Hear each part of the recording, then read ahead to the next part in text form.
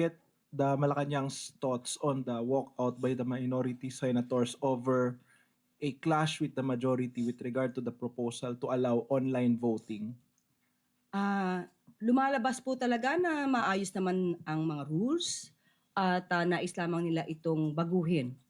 Nadinig na rin po natin mismo kay Senator Alan Cayetano na ang hindi pagpunta at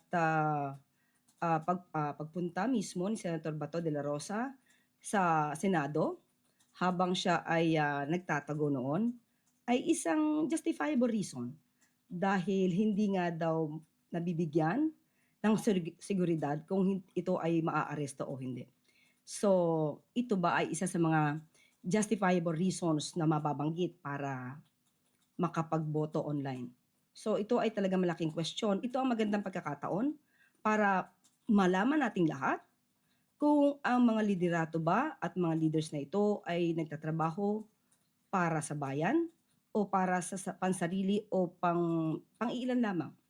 Kagaya nga ng sinabi ni General Luna, bayan o sarili, mamili ka. Ano naman po yung stance nyo with regard to the proposal itself na payagan ng online voting, considering na may mga nagsasabi na it might allow yung mga senador na may haharaping kaso na bumoto kahit wala sila dun sa Senado?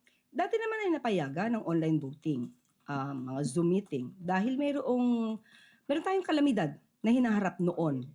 At sa pagkakataong ito ay wala naman tayong masasabi na anumang force majeure, calamity na mag-justify.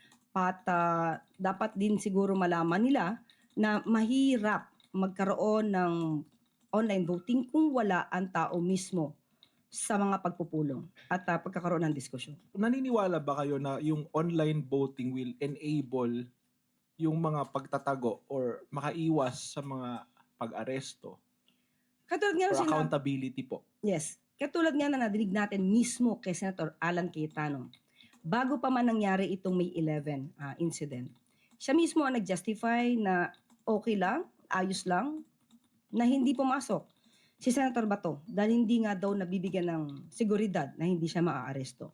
So lumalabas sa kanyang bibig mismo na ito'y justifiable reason. So hindi natin malalaman, hindi natin alam kung ito ba ay nararapat na gawin mismo ng Senado. But still, hindi tayo manghihimasok kung ano ang kanilang magiging desisyon.